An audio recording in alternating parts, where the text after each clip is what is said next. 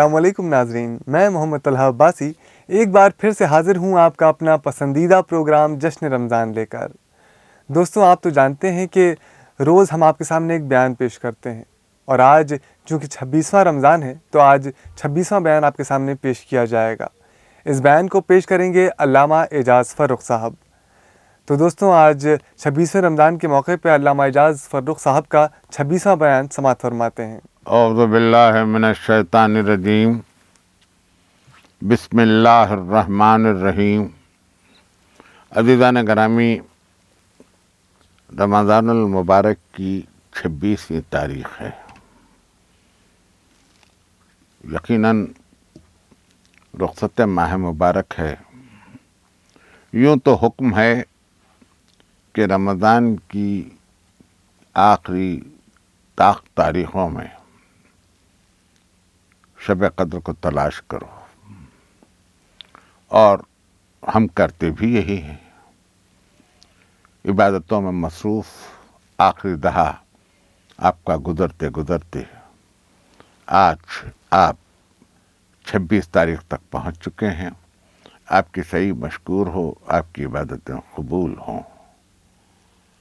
آج میں آپ کی خدمت میں جس فکر کو پیش کر رہا ہوں، اس فکر نے ہم کو بہت متاثر کیا ہوا ہے۔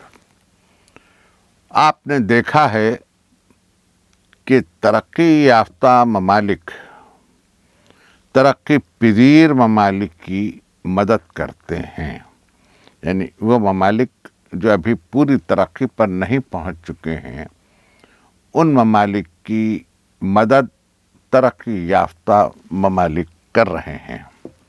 لیکن یہ بات بھی آپ کی نگاہ میں ہے کہ دنیا سمٹ سی گئی ہے۔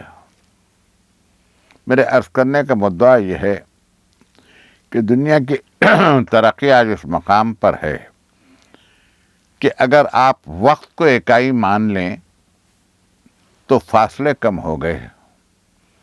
مثلاً اگر ایک آدمی پہلے 1 گھنٹے میں 4 میل پیدل چلتا تھا اور 8 گھنٹے میں 32 میل اس کا پیدل سفر ہوتا تھا، تو آج انگلینڈ سے یا لندن سے بمبئی یا دہلی کا فاصلہ 8 گھنٹے میں 32 میل ہو کے رہ گیا ہے، اگر آپ وقت کو اکائی مان لیں۔ اور اگر فاصلے کو اکائی مان لیں تو پھر یہ فاصلہ اتنا مختصر ہو جاتا ہے کہ وقت کے تئیں فاصلہ سمٹ کے آ گیا۔ اسی کو آپ انگریزی میں یہ کہہ سکتے ہیں کہ the atlas shrugged، پوری زمین سمٹ کے آ گئی ہے۔ یہ کچھ زمینی فاصلوں ہی پر منحصر نہیں ہے۔ ترقی نے یہ کر دیا، آپ کی نگاہوں کے سامنے ہے، میں 1442 میں آپ سے تقریر کر رہا ہوں کہ آپ کا چہرہ، آپ کی گفتگو، آپ کی آواز، آپ کا لب و لہجہ 1 سیکنڈ سے بھی کچھ کم وقفے میں ہزاروں میل کا فاصلہ طے کر کے دوسرے کی نگاہوں کے سامنے ہے۔ آواز کا تو پوچھئے کیا، یوں کہا اور پہنچی۔ اور اب کسی زمانے میں ریڈیو بہت کچھ تھا، وہ زمانہ گیا جب جارج اسٹیفنسن نے ریل کا انجن بنایا تھا تو بڑی تیز رفتار سواری کہلاتی تھی۔ آج تو ترقی یافتہ ممالک میں اسی ریل کی رفتار 400 کلومیٹر 500 کلومیٹر فی گھنٹہ ہو چکی ہے۔ ہوائی جہاز سپر سونک ہو چکے ہیں۔ زمین پر میں کہہ رہا ہوں، فضا میں تیرنے والے ہوائی جہاز جس میں آپ ہم سفر کر رہے ہیں، آواز کی رفتار سے تیز اڑ رہے ہیں، سپر سونک ہو گئے ہیں۔ کنکرڈ ایروپلین سپر سونک ہی رہا ہے۔ میں ابھی راکٹس کی بات نہیں کر رہا ہوں، مریخ پر کمندوں کی بات نہیں کہہ رہا ہوں، چاند پر جانے کی بات نہیں کہہ رہا ہوں۔ یہ ہماری روزمرہ ہے، یہ ہماری روزمرہ کی مصروفیات کے جو ترقیاں ہیں، میں ان کا تذکرہ کر رہا ہوں۔ ایسے میں کاغذ قلم گیا، اس کی جگہ डैश बोर्ड ने ले ली, उसकी जगह अल्फ़ाबेट्स को चुनने का तरीक़ा शुरू हुआ। फिर उसके बाद और कुछ इख्तिसार आया, तो अब तो हाथ में सारी कुछ दुनिया है, कह लीजिए कि हथेली में दुनिया है, हथेली में दुनिया। ये तरक्की इंसान की है, और ये फ़िक्र हम तक सिर्फ मगरिब से नहीं आई है, मगरिब के मुख्तलिफ मकामात से आई है। मैं आहिस्ता आहिस्ता सफ़र करूँ, मेरे पास अब 3 तकरीरें रह जाती हैं। मैं चाहता हूँ कि इस आखिरी तकरीरों में हम वहाँ तक पहुँचें। जब तरक्की हो चुकी और मगरिब ने मशरिक़ को भी मुतासिर किया, तरक्की तो हुई, ईजादात असरिया तो आईं, एक के बाद एक ईजाद, एक के बाद एक ईजाद। जब टेलीविज़न आया तो हम बड़ी हैरत से देखने लगे कि तस्वीरें दिखाई दे रही हैं, चेहरे दिखाई दे रहे हैं, इंसान हरकत कर रहे हैं। लेकिन जब और आगे बढ़े हम, अब जब कंप्यूटर एज आया, तो आहिस्ता आहिस्ता आहिस्ता नस्लें इसकी तरफ राग़िब भी होती चलीं, और फिर अब ये तो एक आदत बन गई। मैं फ़ायदे और नुकसानात की बात तो आपसे क्या करूं, इससे कितना हाफिज़े पर असर पड़ा है, कितना आदमी अपने हाथ से काम करने को तर्क कर चुका है। ठीक है, ये ज़माना है, ये वक्त है, लेकिन बात दरअसल ये है कि एक निगाह यूं भी डालिए कि इन तरक्कियों की वजह से सबसे पहले मगरबी ममालिक में इंसान मजहब बेजार हुआ। मगरिब ने चर्च को छोड़ दिया। फ्रांस के सनती इनकलाब के बाद ये कैफियत हुई कि लोग चर्च को जाना तर्क कर दिया लोगों ने, और उसके बाद ये शुरू हुआ कि हम तरक्की की राहों में हैं, हम तरक्की कर रहे हैं। फ्रांस के इनकलाब ने सनती तरक्की को जो मुतारिफ करवाया दुनिया से, इसके बाद तो ये हुआ कि तरक्की पसंदी ने दीन को छोड़ ही दिया। खुद हिंदुस्तान में तरक्की पसंद तहरीक रही है, आपके दरमियान भी रही है। इसी सदी की बात है, 20वीं सदी की बात, कि जब तरक्की पसंद तहरीक और कम्युनिज्म दोनों एक दूसरे से बगलगीर हो रहे थे, और कम्युनिज्म अपनी छाप डाल रही थी, रूस का असर कबूल कर रही थी, दीन बेदारी आम हो चली थी। यानी ये हो गया था कि मजहब एक अफ्यून है, मजहब इंसान को बर्बाद कर देता। ये हो चुका था। चुनांचे तरक्की पसंद तहरीक के लोगों को देख लीजिए, मुझे नाम गिनवाने की ज़रूरत नहीं है। कम्युनिज्म में कम्युनिस्ट रहने वालों को देख लीजिए, मुझे नाम गिनवाने की ज़रूरत नहीं। इश्तराकियत ने यहाँ तक असर फैलाया कि दुनिया ने यह कहना शुरू कर दिया कि भाई हर चीज़ बनी नौए इंसान की है। अब काहे का मजहब, कैसा मजहब, किसका मजहब, कौन सी किताब, किधर की किताब, ये बात हुई है। जिस तरह से मगरिब के अफकार हम तक पहुंचे तरक्यात में, साइंसी अफकार, इसी तरीके से मगरिब से शुबहात भी हम तक पहुंचे। शक व शुबा हम तक पहुंचा कि ये है या नहीं है, ये किस लिए है, क्या ज़रूरत है इसकी, जिसका नतीजा ये हुआ कि हमारे नौजवान इन अफकार से मुतासिर होकर ये इस मोड़ पर आ गए कि क्या मजहब ज़रूरी है, इंसानियत हो ये काफ़ी है, इंसान में इंसानियत होनी चाहिए, ये तो बड़ी कॉमन सी चीज़ है। लेकिन इंसानियत के मेयार क्या हों, इंसानियत का किरदार क्या हो, इंसानियत की बुलंदी क्या हो, इंसानियत का एहसास क्या हो, इंसानियत में किस तरह का शऊर होना चाहिए, एक लफ्ज़ में अर्ज़ करूं, इंसान का अखलाक क्या हो, इस चीज़ से दूर हो गए। अब बात चीज़ें यूनिवर्सल हैं, मैं इसको तस्लीम करता हूं, आप भी तस्लीम करेंगे कि सच सबकी नज़र में अच्छा है, खा वो किसी मजहब के हो। झूठ सबकी नजर में बुरा है, खा वो किसी मजहब का आदमी हो। हक सबकी नजर में सही है, खा वो किसी मजहब का हो। बातिल सबके लिए बुरा है। इसी तरह से ऐब व हुनर इंसानी सतह पर जहां जहां अक्ल पाई जाती है, वहां वहां मुंतखब हो गई अच्छाइयां, वो तो कॉमन है। لیکن سب سے پہلے انسان کو جس چیز کی فکر ہوتی ہے وہ اسی طرح سے کہ اس کا تحفظ ذات ہو سکے، وہ اپنی ذات کی حفاظت کر سکے، صیانت ذات کہہ سکے۔ تھوڑا سا تقریر تھوڑی سی آپ کو افکار کی طرف لے جا رہی ہے، اور میں چاہتا بھی یہی ہوں کہ آخری تقریروں میں یہاں تک ہم پہنچیں۔ نوجوان جب مغرب سے متاثر ہونے لگے تو انہوں نے ایک بات یہ سوچی، اور میں خصوصی طور پر آج کے ماحول کو سمیٹنا چاہتا ہوں 2-3 جملوں میں، کہ کیا ضرورت ہے مذہب کی؟ جیسے ساری دنیا چل رہی ہے ویسے چلو، جب ساری دنیا جو کر رہی ہے ویسے کرو، جو آج کل ہو رہا ہے اسی کو اپناؤ، سابقہ کو چھوڑو، پرانی باتوں کو ترک کرو، وزاداری کو ہٹاؤ، تاریخ کو پیچھے پس منظر میں ڈالو، جو تہذیب رہی ہے وہ زمانے کی تہذیب ہے، اسکارفتہ تہذیب ہے، اسے میوزیم میں رکھو، لائبریری کی کرم خوردہ کتابوں کے درمیان اس کو چھوڑ دو۔ انتہا یہ ہو گئی ہے اب تو کہ کتابیں الماریوں میں تنہا ہو گئی ہیں جیسے آدمی تنہا ہو گیا ہے۔ اور میں یہ کہوں تو بے جانا ہوگا، ادب کا جملہ ہے یہ، کہ اب تو کتابوں کو بھی نیند میں چلنے کی عادت ہو گئی ہے۔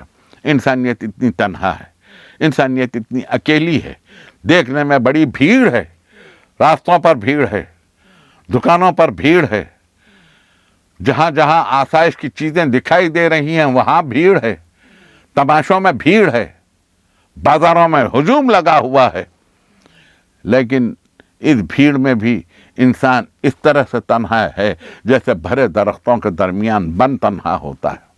یہ تنہائی اس کا مقدر ہو چکی ہے۔ اسی طرح زندگی گزارنے کی صحیح کر رہے ہیں نوجوان، اور ماحول ان کی تشفی نہیں کر سکا۔ وجہ یہ ہوئی اس کی کہ جب وہ ابھی بچپن میں تھے تو ان کے ذہن میں اٹھنے والے سوالات کی ماں باپ تشفی نہیں کر سکے۔ جب تھوڑا بڑے ہوئے، لڑکپن میں آئے، تو ان کے ذہن میں اٹھنے والے سوالات کی اساتذہ، ان کے استاد تشفی نہیں کر سکے۔ جب اور آگے بڑھے، وہ سن بلوغ میں آ گئے، تو ان کا ماحول اس کی تشفی نہیں کر سکا، اور اس کے بعد ان کے ذہن میں کشمکش سی آ گئی۔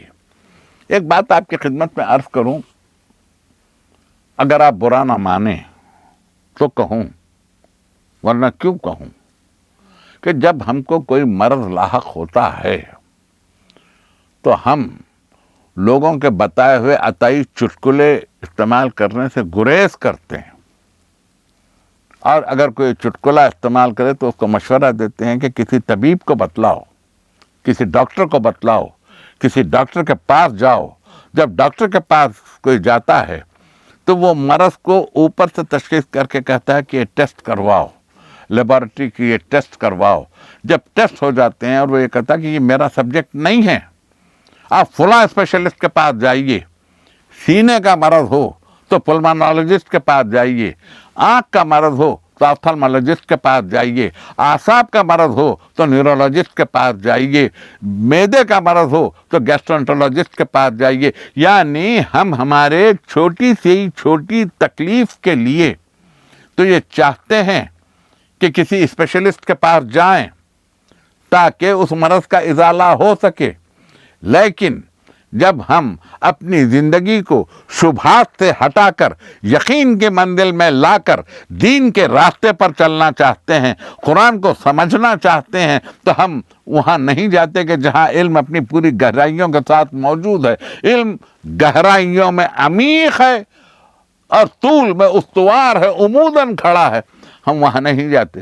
ہو یہی چلا ہے کہ جب کبھی نوجوان شکوک و شبہات میں مبتلا ہوتا ہے اور وہ یہ چاہتا ہے کہ وہ جانے، تو ان لوگوں کے پاس وہ پہنچ رہا ہے اور وہ لوگ اس کو دعوت دے رہے ہیں کہ جنہوں نے کبھی قرآن کی کسی ایک آیت پہ غور نہیں کیا، انہوں نے قرآن کی معافی الضمیر پر غور نہیں کیا، انہوں نے قرآن کے رموز پر غور نہیں کیا، انہوں نے قرآن کے اسرار پر غور نہیں کیا، انہوں نے ترجمے کو صرف اپنے لیے کافی سمجھا، لیکن یہ نہیں دیکھا کہ قرآن وحی ربانی ہے، اس کا اپنا ایک تعقل ہے۔ جہاں عقل اپنے کمال پر نہیں ہوتی وہاں نہ قرآن کھلتا ہے نہ کھلتا ہے۔ اب میں تنقید نہیں کہہ رہا ہوں، سال 6 مہینے کسی پہ میرا روئے سخن کسی طرف نہیں ہے، میری تقریر بالکل شفاف ہے۔ سال 6 مہینے اگر کہیں درس حاصل کر لیا اور اس کے بعد وہ یہ چاہتے ہیں کہ جتنا کچھ انہوں نے پڑھا ہے بس اسی کے اندر سارے انسان کے مسائل آ جائیں، یہ ممکنات میں سے نہیں ہے، یہ ممکنات میں سے نہیں ہے۔ قرآن ایک ایسی جامع کتاب ہے کہ جس میں ہر مسئلے کا حل موجود ہے، ہر مسئلے کا حل اس کے اندر موجود ہے۔ اب پوچھا یہ جاتا ہے کبھی کبھی کہ آپ کہتے تو بڑے زور و شور سے ہیں کہ قرآن میں ہر چیز کا کھلا کھلا بیان موجود ہے، آپ بتائیے کہ قرآن میں اکنامکس کہاں ہے، قرآن میں سائنس کہاں ہے، قرآن میں فزکس کہاں ہے، قرآن میں کیمسٹری کہاں ہے، قرآن میں بایولوجی کہاں ہے، قرآن میں باٹنی کہاں ہے، قرآن میں اسٹرونومی کہاں ہے، قرآن میں سیاروں کے حالات کہاں لکھے ہیں، قرآن میں باٹنی میں جو چیز جس چیز کے لیے مفید ہے وہ کہاں لکھا ہے۔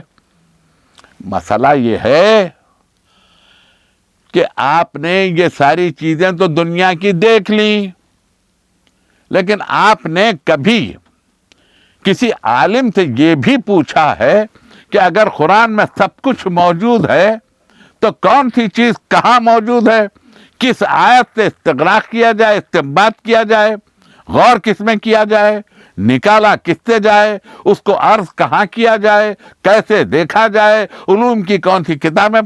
انسان نے بہت ترقی کی تو فلسفہ، علم الکلام، تاریخ، وہاں یہاں رک کے وہ یہ سمجھتا ہے کہ اس نے ساری چیزیں پڑھ لی۔ اس فکر نے نئی نسل سے ایک بڑی دولت چھین لی، وہ دولت ہے یقین کی دولت۔ مجھے ذرا سا آج توجہ سے آپ سنیں، جب کوئی چیز نگاہوں کے سامنے آتی ہے، کوئی خبر، کوئی نیوز، کوئی واقعہ، کسی کا بیان، تو انسان اس کو آج منون تسلیم کرنے پر تیار نہیں ہے۔ وہ یہ سوچ رہا ہے کہ اس پس منظر میں اس کا ذہن کہیں اور نہ کام کر رہا ہو۔ یہ دین انسانیت کو سیاست کی ہے۔ سیاست کی بدلتی ہوئی راہوں نے، سیاست دانوں کے بدلتے ہوئے تیور نے، مغرب کی افکار نے، جہاں کہنا کچھ تھا، کرنا کچھ تھا، بیان کچھ تھا، کردار کچھ تھا، وعدے کچھ تھے، کیا کچھ گیا۔ میں کسی پہ تنقید نہیں کر رہا ہوں، میں عمومی حالات پہ گفتگو کر رہا ہوں۔ اس فکر کے بعد انسان سے یقین چھن گیا۔ جب یقین چھن گیا تو اس کے اندر ہول اتر آیا۔ اب اس کے بعد میں صرف دو ہی راہیں ہیں کہ انسان یا شک کرے یا یقین، دو ہی راہیں ہیں، کوئی تیسری راہ نہیں ہے۔ شک میں مبتلا ہو تو ہر آن ہول میں مبتلا رہے، یقین ہو جائے تو پھر وہ ہر بات پہ یقین کے ساتھ چلے۔ یقین کے لیے تسلیم ضروری، تسلیم کے لیے تصدیق ضروری، تصدیق کے لیے یقین ضروری۔ الاسلام هو التسلیم، التسلیم هو التصدیق، التصدیق هو الیقین۔ میں پوچھنا یہ چاہتا ہوں کہ کسی چیز پر یقین ہو یا نہ ہو، موت پر تو یقین ہے نا، موت پر تو یقین ہے۔ وہ دہریہ ہو تو موت ہے، وہ ملحد ہو تو موت ہے، وہ کافر ہو تو موت ہے، وہ مرتد ہو تو موت ہے۔ آپ کم سے کم انسان اس مقام کو تو سوچے کہ کوئی ایسی ہستی بھی ہے کائنات میں جس نے بے یقینوں کو یقین بخشا. مگر خیر انسان، اس نے نہ مفکرین کی مانی، نہ مصلحین کو دیکھا حقیقی طور پر. وہ تمام لباسوں کو دیکھ کر رہ گیا اور اس طرح سے دیکھ کر رہ گیا کہ علم ایک لفظ ہے جس کا کوئی مفہوم نہیں. مرد صفاق سے آئین وفا پوچھتے ہیں، نفس گمراہ سے منزل کا پتہ پوچھتے ہیں، قلب بے کیف سے اسرار دعا پوچھتے ہیں، لوگ بیمار سے ترکیب شفا پوچھتے ہیں. جھوٹ کہتا ہوں تو سب لوگ دعا دیتے ہیں، بے وفائی پہ مجھے داد وفا دیتے ہیں. آج کے دور میں دولت ہے شرافت کی دلیل، مال و اسباب کی کثرت ہے نجابت کی دلیل، ہے غلط بات پہ اصرار صداقت کی دلیل. سخت حیرت ہے کہ دولت ہے شرافت کی دلیل. کیا عجب حکم خدا منزل عبرت بن جائے، خواہش نفس اگر حکم شریعت بن جائے. بہترین صفت انسان کی اخلاق. آخری جملے میں آج آپ کو زیادہ زحمت نہیں دوں گا، کچھ مجھ پر بھی خستگی ہے. بہترین صفت انسان کی اخلاق. فلسفیوں نے اخلاق پہ زور دیا، علم الکلام کے متکلمین نے اخلاق پر زور دیا، اور اخلاق میں ان صفات کا پیدا ہونا اخلاق ہے جو مطلوب ہے. یعنی جو مطلوب کا مطلب جو کمال مطلوب ہے وہ اخلاق. ذرا سا اس جملے کو کھول دوں تاکہ فہم میں آسانی ہو. انسان کی زندگی کے دو پہلو ہیں، ایک حفاظت ذات، ایک تکمیل ذات. بس دو ہی پہلو ہیں، دو ہی پہلو ہیں. آپ غور کرتے جائیں اس پہ. حفاظت ذات کے صیانت ذات کے تئیں انسان غذا کا حصول کرتا ہے تاکہ حفاظت ذات ہو سکے، اس کی نمو ہو سکے، اس کی ترقی ہو سکے، وہ بڑھ سکے. حفاظت ذات میں لباس کا اہتمام کرے تاکہ موسم کے اثرات سے بچا ہوا رہے، صیانت ذات ہے، حفاظت ذات ہے. چھت بنائے، دیواریں بنائے تاکہ تحفظ ذات ہو سکے، صیانت ذات ہو سکے، محفوظ رہے، شر سے محفوظ رہے، جانوروں سے محفوظ رہے، زہریلے کیڑوں سے محفوظ رہے، بد کرداروں سے محفوظ رہے. اس نے دیوانے بنائیں. اور یہ سب صیانت ذات ہے، یہ سب تحفظ ذات ہے، یہ ذات کے تحفظ کے لیے ہے. سرما کا موسم آیا، گرم کپڑے اختیار کیے، گرما کا موسم آیا، ہلکے پھلکے لباس اختیار کیے، بارش سے بچنے کے لیے اس نے سائبان تلاش کیے. یہ سب کا سب صیانت ذات. لیکن اس کے بعد ایک اس کی منزل کمال ذات کی بھی ہے، تکمیل ذات کی بھی ہے. تکمیل ذات کی منزل حصول علم. حصول علم تکمیل ذات کی منزل ہے کہ وہ علم حاصل کرے، اشیاء کا علم، موجودات کا علم، ذرات کا علم، جمادات کا علم، نباتات کا علم، حیوانات کا علم. پھر خود انسان کو پہچانے، انسان کو جانے.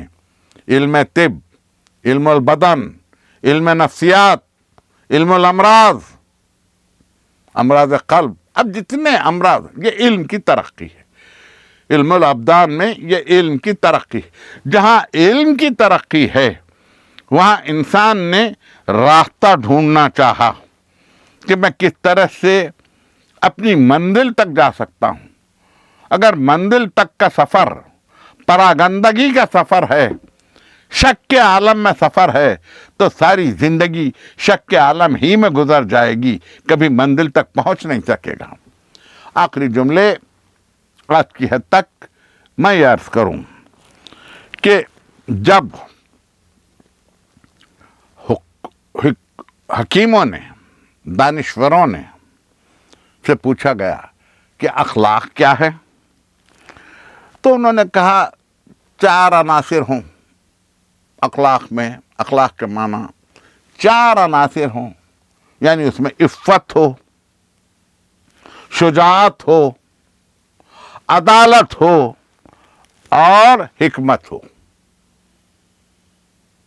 सुनने में तो ये 4 लफ्ज़ हैं, लेकिन बरतने में तो पूरी जिंदगी का किरदार है।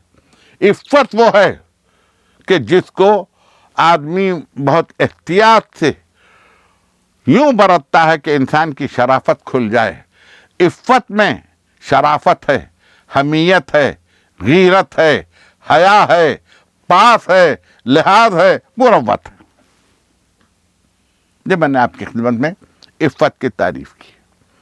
शुजाअत, जहां बातिल से ना डरे, जहां जुल्म से ना घबराए, जहां इंसान उस पर जबर हो तो जबर को हटाने की कोशिश करे, मुज़ाहमत हो तो मुज़ाहमत को हटाने की मुज़ाहमत को हटाए और तरक्की करे। शुजाअत का खासा यह है कि शुजाअत में सब्र हो। जहां सब्र नहीं वहां शुजाअत नहीं। देखिए, एक अजीब जुमला मेरे जहन में आया, चाहता हूं कि आपकी खिदमत में अर्ज कर दूं। सिर्फ तलवार निकाल कर या हथियार निकाल कर हमला कर देना ये शुजाअत नहीं है। जंगो जदल में जाकर शमशीर जनी की महारत दिखलाना ये फ़कत सब्र नहीं है, ये शुजाअत नहीं है। जो जितना बड़ा शुजा होता है वो उतना बड़ा साबिर भी होता है। कभी कभी ये भी देखने में आया है, और जिसकी वजह से इंसानियत मुतवज्जह हुई, कि कोई तौक़ सलासल में असीर है, जिंदान में कैद है, लेकिन सब्र कर रहा है, सजदों पर सजदे कर रहा है। तो ये साबिर भी है, शुजा भी है। शुजाअत बगैर सब्र के नहीं। जहां सब्र नहीं, तहम्मुल नहीं, वहां शुजाअत नहीं। तो अब आपके पास 2 मंजिलें गुजर गई, एक इफ़्फ़त, एक शुजाअत। अब तीसरी मंजिल जरा अहम है कि अदालत। ये 2 मंजिलें मैं तय कर लूं, वक्त करीब आ रहा है। तीसरी चीज है अदालत। इस लफ्ज पर आप आज थोड़ी सी तवज्जो दें, और फिर इस लफ्ज को मैं अपनी तकरीर का महवर बनाऊंगा अपनी अगली तकरीर में, यानी कल की तकरीर में।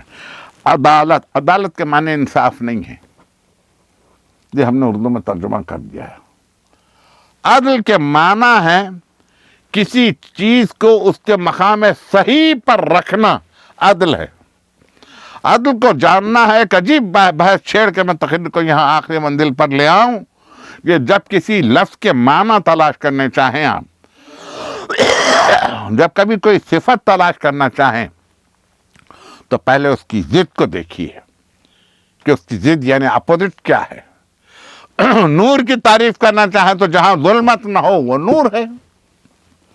हक की तारीफ करना चाहे तो जहां बातिल ना हो वो हक है। सच की तारीफ करना चाहे तो जहां झूठ नहीं वो सच है। अदल के जिद नाइंसाफी नहीं है, अदल की जिद है जुल्म। जहां जुल्म नहीं वो अदल है। अदल को हम किस तरह से आगे ले जाएंगे और इस्लामी तारीख में इसका कहाँ कहाँ असर है, ये जानने के लिए आप कल तक के मुझे इजाज़त दें। आपकी इबादतें कबूल हों। आज आपकी रात पूरी इबादतों में गुजरे। रहमत किरदगार के दरवाजे आपके घर के लिए खुल जाएं। बारान रहमत हो। शुक्रिया। खुदा हाफिज़। तो दोस्तों, आप समाअत फरमा रहे थे अल्लामा एजाज फ़र्रुख साहब का 26वां बयान। आज 26वें रमज़ान के मौके पर उन्होंने बयान पेश किया। काफ़ी बारीकियाँ, काफ़ी गहराइयाँ थीं इस बयान के अंदर। अगर आपके जहन में कोई सवाल आया हो इस बयान के ताल्लुक़ से, तो आप हमसे ज़रूर पूछ सकते हैं। उसके लिए आपको नीचे कमेंट में अपना सवाल हमसे पूछना होगा। हम कोशिश करेंगे कि आपके सवालात के जवाब दे सकें। फ़िलहाल आज के लिए इतना ही। खुदा हाफिज़।